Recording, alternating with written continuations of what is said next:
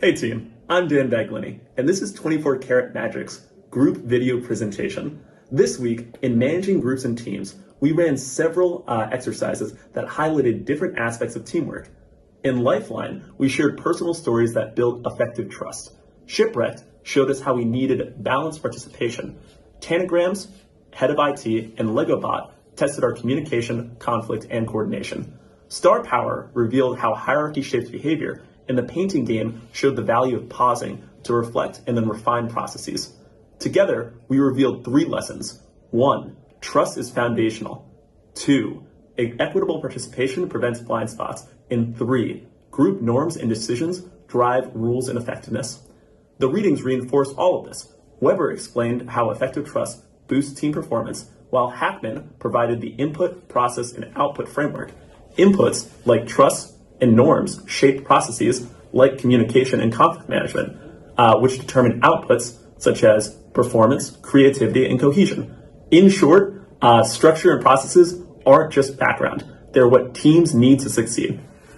An obvious challenge for our group is that until very recently, we were totally strangers to each other.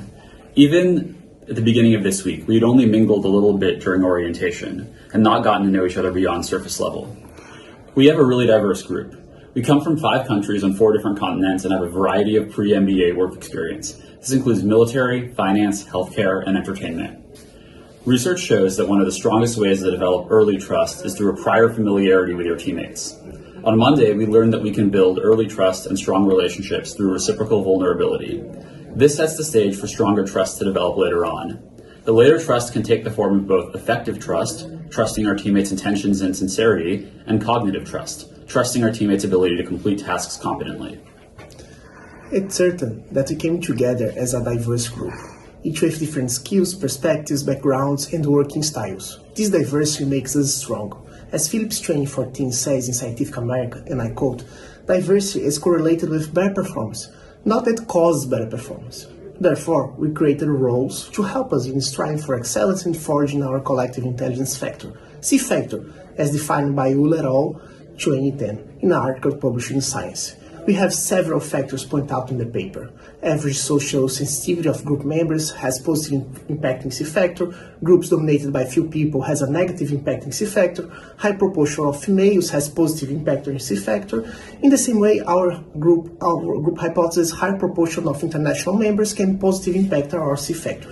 Aiming to improve this C factor, we design an optimized process based on principles written in Greek Training 14, such as define, discuss, and reinforce roles, establish shared decision-making, provide conflict training, and create a culture of respect.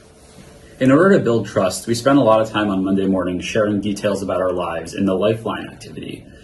For this, we went under the surface, exploring our fears, vulnerabilities, and insecurities, as well as our triumphs, accomplishment, and family lives. The early work affected our group members by making us all feel more comfortable with each other in a number of ways. I felt this really applied itself towards the end of Thursday when I was paired against 3 of my team meetings in an activity in the painting game. In this activity, Veronica, Tom, and Yuhei were the buyers, while I was the manager of the production team that had to sell an art piece to them. When we negotiated the final price, I was nervous because I was worried that they wouldn't make a deal in good faith. But when I thought about all the trust we built over the week, I ended up making an offer and we closed the deal that we all felt happy with. Moving beyond the hypothetical, this interaction made me confident that I have strong partners in my group, and I believe over the long term, we have the beginning of a really great partnership. The building of early trust also helped us accommodate one of our teammates who had to participate in our sessions remotely. This presented an unexpected challenge for our team, but we took it in stride, and our early trust helped to make everyone feel included and welcome. Especially our teammate who participated remotely, who deserves a huge amount of credit for being an active participant despite time differences. He was a critical player in a lot of our activities, including the painting game that I discussed earlier. We're also excited to meet him in person on campus next week. Looking back at this week, which was very packed, we had multiple great successes. On the one hand, we survived a shipwreck and built a Lego robot, but on the other, we also had some failures.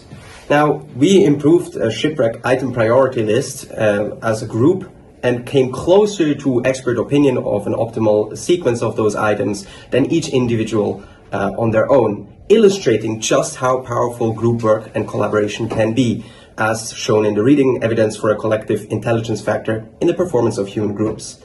Our individual traits were leveraged by the group processes that we designed and enhanced the ultimate final output. Unfortunately, we failed to solve the tangram puzzle in time. And there, clearly, we had some weaknesses in the processes that we chose on the part of planning and the effectiveness of our communication. In the end, the result was information loss and confusion. Looking back again, our team was able to reflect on what works well and what didn't. From our success and failures, we learned better ways to build teamwork.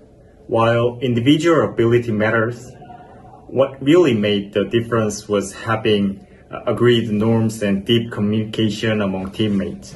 Those are two factors why we failed to complete the tangram. Lack of norm, insufficient communication.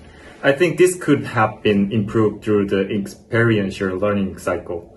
We could have gained experience by doing, then shared our reflections, aligned on team norms, and encouraged more communication throughout the process. In addition, if we had discussed conflict management style, we would have realized that our team lacked a complete approach. If we had built well-defined standards and communicate more deeply at the start, I believe we could have succeeded in the tangram puzzle as well. And looking towards next steps for improving our team's processes, we want to firstly keep our discussions and meetings efficient and motivated towards our explicitly stated goals.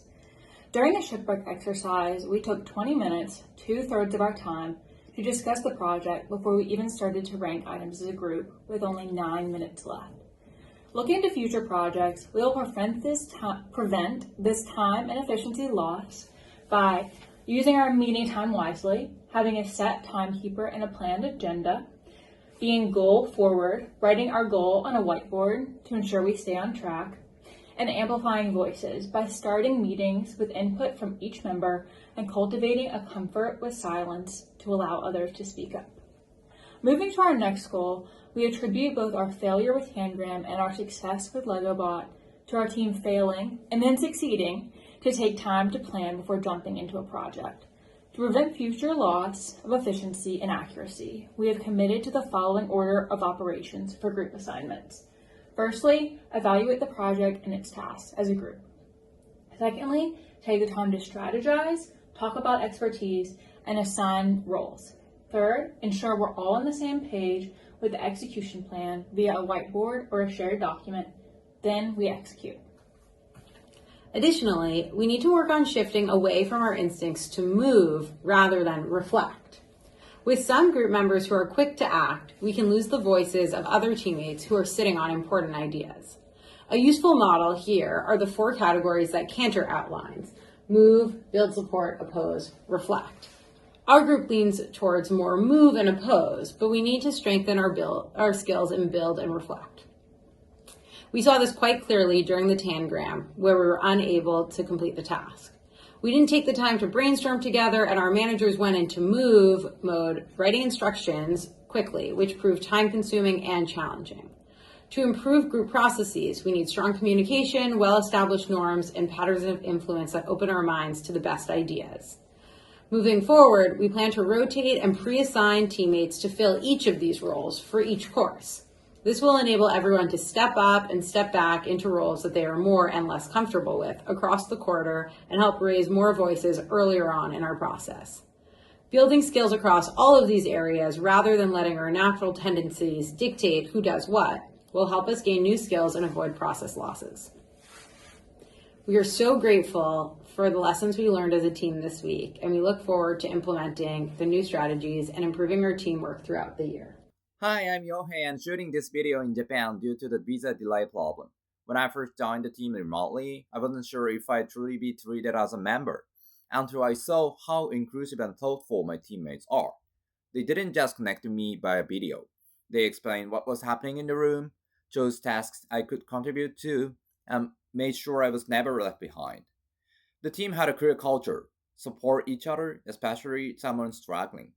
That created psychological safety, and I saw how it helped every member work naturally. For me personally, Being remote gave me a unique vantage point. I realized I could help guide discussions, spot when conversations were drifting, and offer guardrails to keep us focused. And I'm proud to have been a part of a team that truly understands what that means. Thank you.